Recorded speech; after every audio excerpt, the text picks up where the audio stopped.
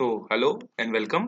तो आज हम लोग इस वीडियो में देखने वाले हैं क्लास 10th के दिसंबर का जो असाइनमेंट नंबर 4 है, असाइनमेंट सोशल साइंस का जो असाइनमेंट है वो हम लोग अभी देखने वाले हैं। ठीक है, तो ये जो वीडियो है इसमें देखो एक चीज मैं आपको बता दूं, आपको जो असाइनमेंट मिला है आप उसका आंसर कहीं से भी ढूंढ के लिख सकते हो, लेकिन सिर्फ आंसर लिखना इज नॉट अ पर्पस। ठीक है, आपको आंसर लिखने के लिए यूट्यूब में बहुत सारे असाइनमेंट के वीडियोस अभी भी अपलोड हो चुके होंगे, आप लोगों ने उसमें से बहुत सारे लोगों को देख भी लिया होगा।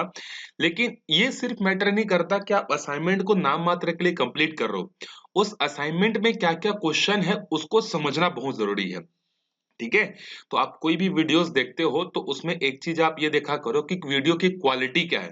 क्वालिटी का मतलब ये है कि एजुकेशन की क्वालिटी क्या है, जो आप पढ़ रहे हो या जिसका असाइनमेंट्स आप देख रहे हो उसमें क्वालिटी क्या है। ठीक है, तो हमेशा आप क्वालिटी पे फोकस करना। ठीक है, तो पहला क्वेश्चन देखो दिया हुआ है, पहला क्वेश्चन आपको असाइनमेंट में दिया है, what is the difference between, यहाँ पर हमारे पास जो क्वेश्चन है, क्वेश्चन में ये लिखा हुआ है, फर्स्ट क्वेश्चन है what is the difference between hydel power and the thermal power. ठीक है, हाइड्रल पावर और थर्मल पावर में क्या डिफरेंस होता है, तो एक चीज देखो, hydel power and thermal power, इन दोनों में हमको क्या करना है, दोनों में जो है डिफरेंस जो है हमको बतानी है। ठीक है, तो देखो आंसर लिखते हैं हम लोग। पहले तो आप ये समझो हाइड्रल का मतलब क्या होता है। अगर मैं सिंपल सा बोलूं हाइड्रल का मतलब क्या होता है, तो हाइड्रल का मतलब होता है वाटर, और थर्मल का मतलब होता है स्टीम। स्टीम मतलब जब पानी को आप गर्म करते हो और जैसे ही 100 डिग्री पानी पहुंचता है टेम्परेचर, तो वो क्या बन जाता है, स्टीम बन जाता है। तो उसको बोलते हैं थर्मल पावर जो है हम लोग बोलते हैं। ठीक है, अब देखो हाइड्रल पावर और थर्मल पावर में क्या डिफरेंस जो है होता है। ठीक है, हाइड्रल एंड द इसमें, तो ध्यान से एक एक चीज को आप समझते जाना, हम लोग अभी एक एक करके जो है देखने वाले हैं। ठीक है, हाइड्रल पावर में पहला पॉइंट आप ये लिखना, इट इज, ये जो मतलब हाइड्रल पावर जो होता है, it is produced by, it is produced by fast flowing, fast flowing water. ठीक है, ये जो आपका हाइड्रल होता है ना, हाइड्रल में क्या होता है कि जो हाइड्रल पावर का जनरेशन जो होता है वो किसके थ्रू होता है, जब पानी बहुत तेजी से फ्लो होती रहती है तो उसके रास्ते में हम लोग क्या करते हैं, एक टरबाइन को जो है लगा देते हैं। मतलब ये है कि जैसे ये मान लो एक रिवर है, ये पानी फ्लो हो रहा है, ठीक है, बहुत तेजी से फ्लो हो रहा है, तो हमको पता है कि कोई भी चीज अगर फ्लो हो रही है तो उसमें क्या होती है, एक गतिज ऊर्जा जो है होती है, तो या जिसको इंग्लिश में बोलते हैं काइनेटिक एनर्जी। तो इसी काइनेटिक एनर्जी को यूज करके हम लोग यहाँ पर क्या करते हैं, इस तरीके का जो है ब्लेड लगा देते हैं, पंखा लगा देते हैं, जिसको टरबाइन बोलते हैं, साइंस के टर्म्स में टरबाइन बोलते हैं। तो जब ये पानी इस ब्लेड पर टकराएगा तो ये ब्लेड क्या होगा, घूमेगा।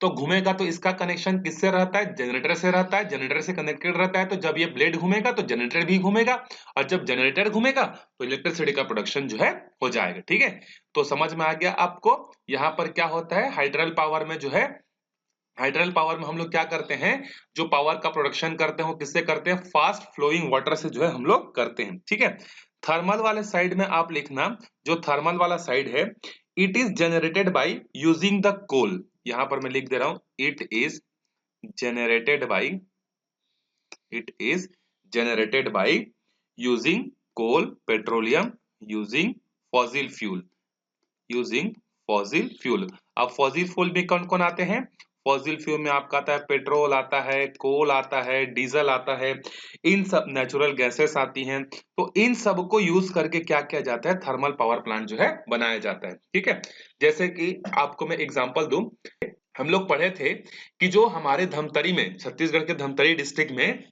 गंगरेल डैम है, तो गंगरेल डैम में मैंने एक बार आपसे क्वेश्चन भी पूछा था कि ये गंगरेल डैम कहाँ है करके। ठीक है, तो जो गंगरेल डैम है वहां पर भी क्या होता है, इलेक्ट्रिसिटी का प्रोडक्शन होता है। तो जो लोग धर्मतरी में रहते होंगे उन्होंने देखा होगा, या जिन लोगों ने जो है गंगरेल डैम घुमा होगा उन्होंने देखा होगा कि वहां पर जिस तरीके से पानी फ्लो होती है, तो वहां पर डैम कंस्ट्रक्ट करके क्या किया जाता है, हाइड्रल पावर जो है वहां पर जो है प्रोड्यूस किया जाता है। तो आप अगर आपको हाइड्रल पावर को समझना है तो सिंपल सा आप एक चीज ही समझना, डैम बनाकर जिस तरीके से प्रोडक्शन किया जाता है, और अगर आपको थर्मल पावर को समझना है तो थर्मल पावर को समझना है मतलब आप ये समझो कि थर्मल पावर में क्या होता है, पहले पानी को इकट्ठा किया जाता है और उसको गर्म किया जाता है। या तो ये हो सकता है पानी को गर्म करके स्टीम बनाएंगे, या दूसरा तरीका ये होता है कि वहां पर हम लोग पेट्रोल यूज करते हैं, कोल यूज करते हैं, नेचुरल गैस यूज करते हैं मशीन को रन कराने के लिए, तो उसको हम लोग बोलते हैं थर्मल पावर जो है बोलते हैं। ठीक है, ये चीज आपको समझ में आ गई होगी। उसके बाद दूसरा डिफरेंस हम लोग ये बोल सकते हैं कि हाइड्रल पावर स्टेशन जो होते हैं वो रिन्यूएबल सोर्स ऑफ एनर्जी होते हैं। ठीक है, तो यहां पर आप लिख लेना हाइड्रल पावर स्टेशंस आर, अब हाइड्रल पावर स्टेशन बनेगा ना, स्टेशंस आर क्या होते हैं, रिन्यूएबल सोर्स ऑफ एनर्जी जो है होते हैं। मतलब वहां पर जो भी चीज यूज हो रही है, जैसे पानी यूज हो रही है, रिन्यूएबल सोर्स ऑफ एनर्जी। अब जैसे पानी को यूज किया हमने ब्लेड को रन कराने के लिए, अब वो पानी तो वेस्ट नहीं हुआ, उस पानी को हम लोग दोबारा कहीं पर यूज कर सकते हैं कि नहीं। जैसे आप लोगों ने डैम देखा होगा, तो डैम में पानी गिरता है, डैम में पानी गिर रहा है तो रास्ते में टरबाइन है, टरबाइन घुमा, अब वो पानी आगे जा सकता है, अब उस पानी को हम लोग कहीं पर भी यूज कर सकते हैं। ठीक है, और थर्मल पावर स्टेशन जो होते हैं ये क्या होते हैं, नॉन रिन्यूएबल जो है होते हैं। मतलब अगर आपने एक बार पेट्रोल को यूज कर लिया, आप दोबारा उसको जो है रिन्यूएबल जो है आप दोबारा से यूज नहीं कर सकते, वो आपका क्या हो गया, वेस्ट हो गया। ठीक है, दूसरा डिफरेंस ये हो गया। तीसरा डिफरेंस ये होता है कि जो हाइड्रल पावर जो होते हैं ना वो इन इको फ्रेंडली होते हैं। तो आप यहाँ पर लिखना हाइड्रल पावर्स आर, या source of hydel power generation are eco friendly. मतलब इको फ्रेंडली मतलब इन्वायरमेंट के लिए फ्रेंडली होते हैं। ऐसा नहीं है कि इनके यूज होने से कुछ इन्वायरमेंट पर इंपैक्ट होता है या कुछ नेगेटिव इंपैक्ट होता है, ऐसा नहीं होता है। लेकिन थर्मल पावर प्लांट जो होते हैं ये क्या करते हैं, दे अफेक्टेड, यहाँ पर आप लिख सकते हो दे अफेक्ट इन्वायरमेंट बैडली। ठीक है, आप यहां पर ये लिख लेना, ये क्या करते हैं, ये जो है इन्वायरमेंट को बहुत ज्यादा इफेक्ट करते हैं। क्यों? क्योंकि जब कोल, पेट्रोल, डीजल, नेचुरल गैस सब बर्निंग होती है तो इसके कारण से क्या होता है, रीजन क्या है, ड्यू टू एयर पॉल्यूशन। ये क्या करते हैं, जब ये बर्निंग होते हैं तो इनका क्या होता है, एयर पॉल्यूशन जो है होता है। या आप ये लिख सकते हो they cause air pollution, they cause air pollution. तो ये आपके 3 पॉइंट इसके हो गए, ये 3 पॉइंट इसके हो गए। अब एक और चीज देखो, जो हाइड्रल पावर प्लांट होता है ना, उसमें मैं एक और चीज आपको बताना चाहूंगा यहाँ पर, इनका जो कॉस्ट ऑफ कंस्ट्रक्शन होता है ना, cost of construction of hydel station, मतलब अगर आपको कहीं पर पानी से अगर कोई एनर्जी बनानी है तो उसके लिए आपको डैम बनाना पड़ेगा। तो डैम का जो कंस्ट्रक्शन का जो कॉस्ट होता है ना वो बहुत ज्यादा होता है एज कंपेयर टू थर्मल। तो आप यहां पर लिख सकते हो लेस एज कंपेयर करके, less as compare to hydel करके। ऐसा नहीं कि ये सस्ता होता है, लेकिन हाँ as compare to hydel, hydel के कंपैरिजन में ये क्या होता है, सस्ता जो है होता है। ठीक है, तो इसके स्टैब्लिशमेंट में बहुत ज्यादा पैसा लगता है, इसके स्टैब्लिशमेंट में जो है कम पैसा लगता है। और जब हाइड्रल पावर प्लांट का स्टेशन हम लोग लगाते हैं तो उसके कारण से क्या होता है, बाढ़ आने का चांसेस रहता है, फ्लड आने के चांसेस रहते हैं ना। तो यहाँ से क्या होता है, कुछ जो लोग रहते हैं, जैसे कहीं किसी जगह पर डैम बना तो उसके कारण से आसपास के लोगों को वहां से क्या करना पड़ता है, हटना पड़ जाता है। तो ये और क्या है, हाइड्रल पावर स्टेशन जहां पर बनते हैं उसके डीमेरिट है। ठीक है, आप इसमें डिफरेंस में ये चीज आप मेंशन कर सकते हो। इसके बाद देखते हैं सेकेंड क्वेश्चन। सेकेंड क्वेश्चन क्या है, देखो सेकेंड क्वेश्चन जो है हमारे पास वो है, वो इन्वायरमेंट से रिलेटेड है। How digging cause bad effect on environment, what is it's solution. जब हम लोग डिगिंग करते हैं मतलब माइनिंग वगैरह करते हैं तो उसके कारण से इन्वायरमेंट पर कैसा इंपैक्ट होता है। तो अभी जो मैंने सोशल साइंस का जो वीडियो अपलोड किया था, मैंने वहां पर आपको बहुत सारे एग्जांपल देके समझाया था कि किस तरीके से डिगिंग करने से क्या क्या प्रॉब्लम्स जो है आती हैं। ठीक है, तो डिगिंग जो है कैसे इन्वायरमेंट पर बैड इंपैक्ट करता है, तो सबसे पहला उसमें आप लिख सकते हो, मैं आपको समझा रहा हूं। सबसे पहला जो the most direct effect, the most direct effect, the most direct effect on wildlife is destruction of species, destruction of species। सबसे पहला जो डायरेक्ट इफेक्ट जो होता है इन्वायरमेंट पर वो कैसे होता है, जो भी जैसे जिस जगह पर माइनिंग करने के लिए उसको चूज किया जाता है, उस माइनिंग वाले जगह के आसपास जितने भी स्पेसीज जो होती हैं, जो भी वाइल्ड लाइफ स्पेसीज जो होती हैं, उनको वहां से क्या करना पड़ता है, या तो वो डिस्ट्रक्ट हो जाते हैं या फिर उनका डिस्प्लेसमेंट जो है होता है, उसको एक जगह से क्या करना पड़ जाता है, दूसरे जगह जो है उनको शिफ्ट करना जो है पड़ जाता है। दूसरा जो दो मोस्ट डायरेक्ट इंपैक्ट जो होता है, इफेक्ट ऑन द ट्राइबल्स। मैंने आपको बताया था कि जो ट्राइबल्स लोग होते हैं, ट्राइबल्स पर इनका सेकंड जो है सबसे हाईएस्ट इफेक्ट जो है पड़ता है। आप तो यहाँ पर लिख सकते हो कि due to the digging the tribal peoples who are living on the forest they have to be displaced, उनको वहां से क्या करना पड़ता है, डिस्प्लेस जो है होना पड़ जाता है। ठीक है।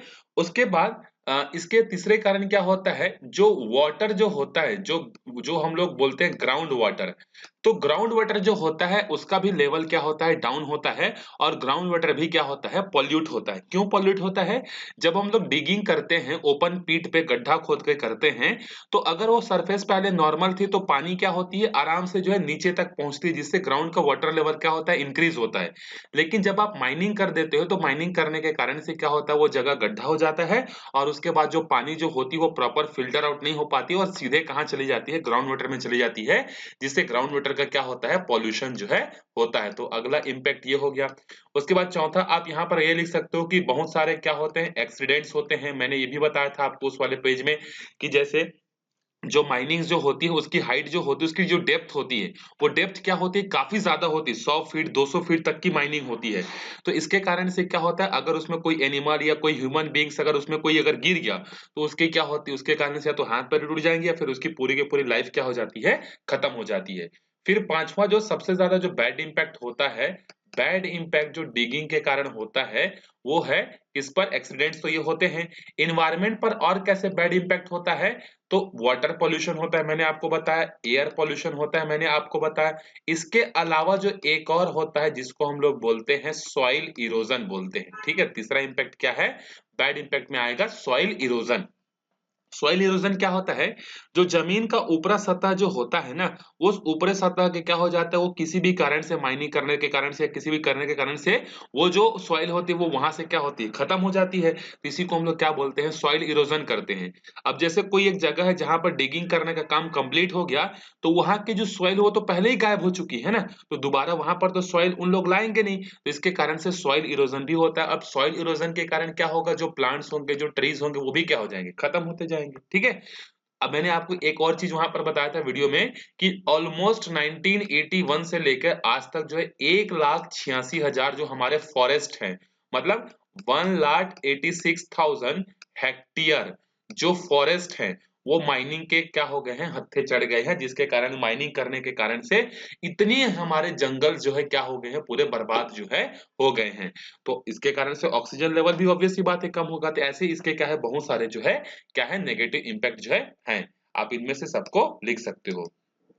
फिर नेक्स्ट है, आप इसका सॉल्यूशन क्या दे सकते हो, तो इसका सॉल्यूशन आप ये दे सकते हो कि जो गवर्नमेंट है, गवर्नमेंट को रेगुलेशन क्या करना चाहिए, government have to be regulate properly.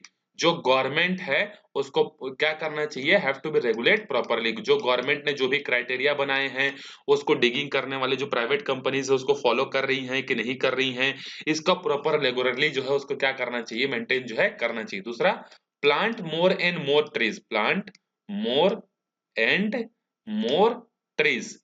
Mining के कारण से क्या होता है, एयर पोल्यूशन होता है, वाटर पोल्यूशन होता है, सॉइल पोल्यूशन होता है। तो इन सब का सॉल्यूशन क्या है, आप ज्यादा से ज्यादा क्या करो, ज्यादा से ज्यादा आप क्या लगाओ, प्लांट ट्रीज लगाओ। ट्रीज लगाने से क्या होता है, वो क्या करते हैं, एयर पोल्यूशन को भी कम करेंगे, सॉइल को भी बाइंड करके रखेंगे, वाटर को भी होल्ड करके रखेंगे। तो plant more and more trees. उसके बाद तीसरा चीज ये कर सकते हो, by using new technology, using new technology.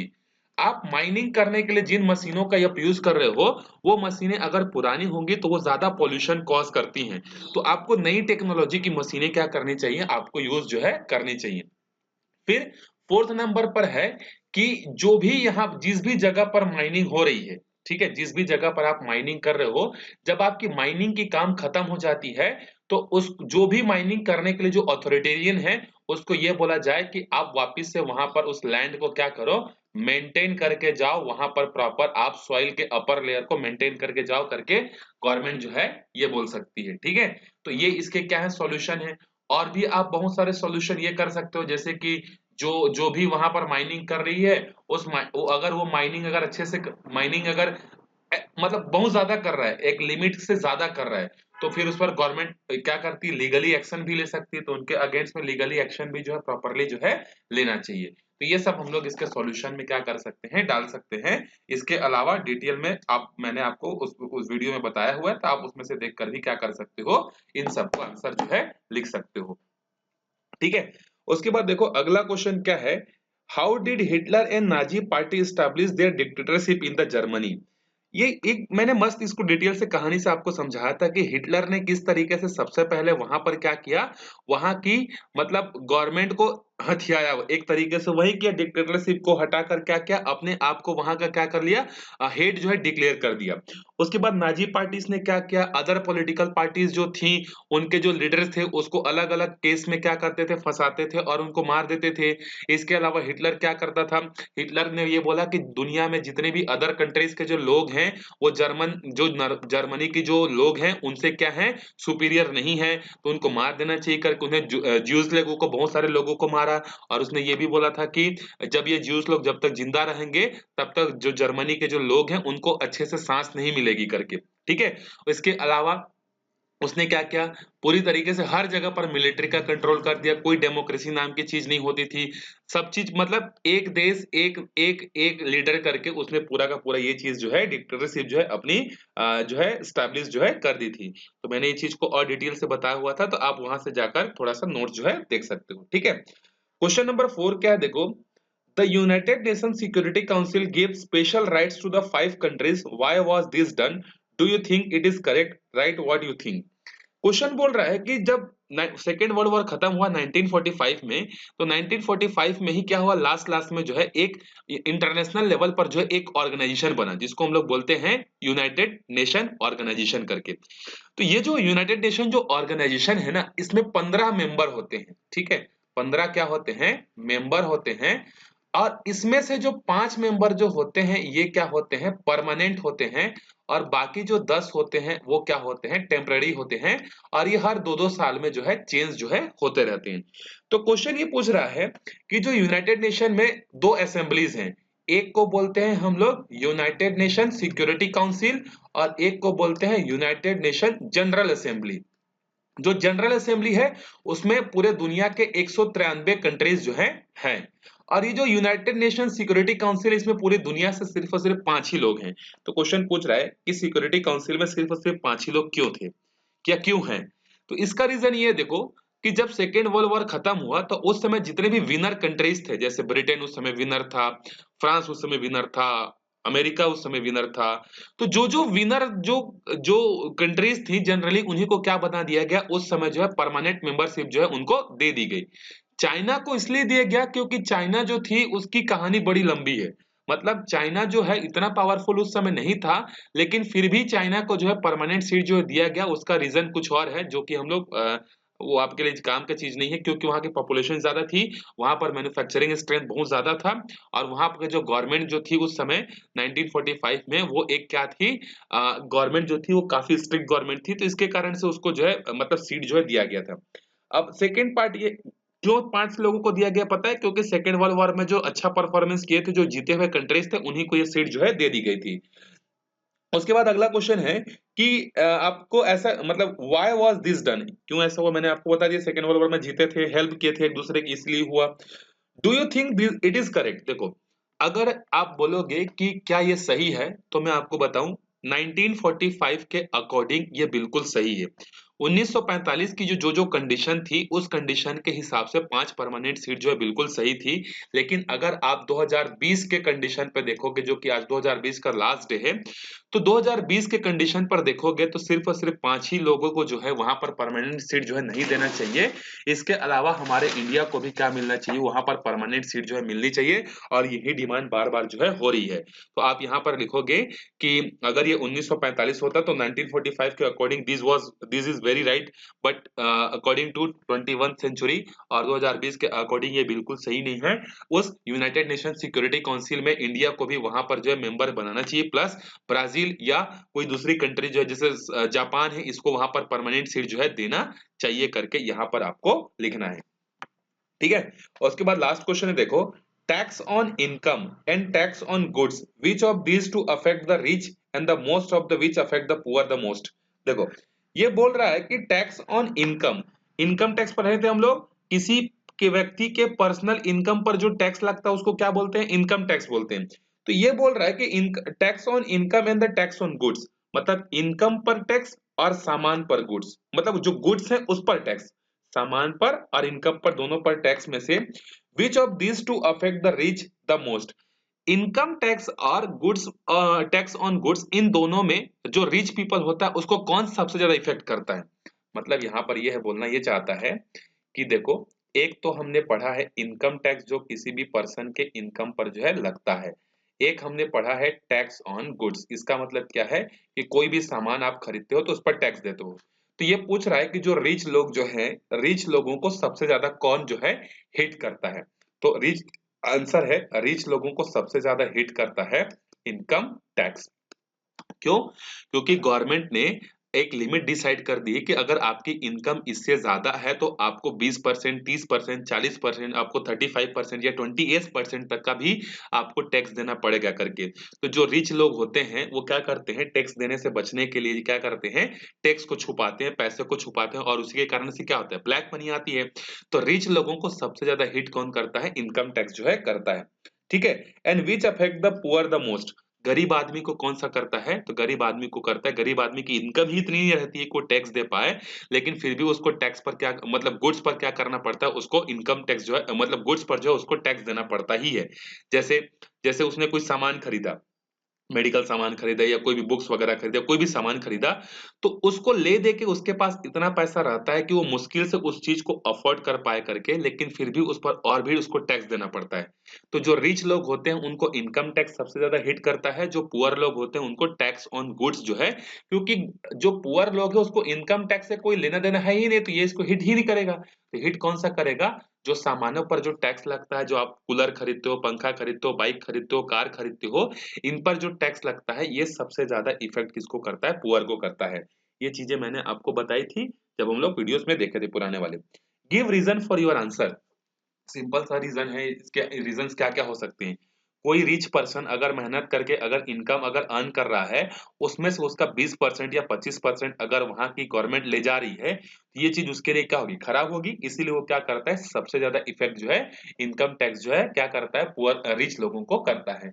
गरीब लोगों को कैसे, गुड्स पर टैक्स कैसे हिट करता है, तो रीजन है जब कोई आदमी जिसके पास बहुत कम पैसा है, वो एक सामान, जैसे मान लो उसको क्या करना है, एक फोन खरीदना है 1,000 रुपए का, उसने क्या किया, 1,000 रुपए बड़ी मेहनत से जमा किया, लेकिन जब वो मोबाइल लेने गया तो उसने, दुकान वाले ने बोला कि इस पर 18% क्या देना पड़ेगा, टैक्स देना पड़ेगा, मतलब 180 रुपए और इसमें टैक्स जो है लगेगा करके।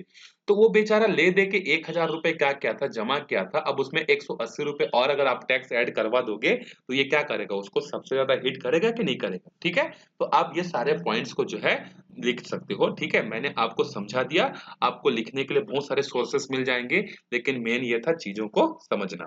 ठीक है, तो यहाँ पर हमारे सारे क्वेश्चन कंप्लीट होते हैं। तो मिलते हैं अगले असाइनमेंट के साथ, तब तक अच्छे से प्रैक्टिस करते रहो। Bye bye.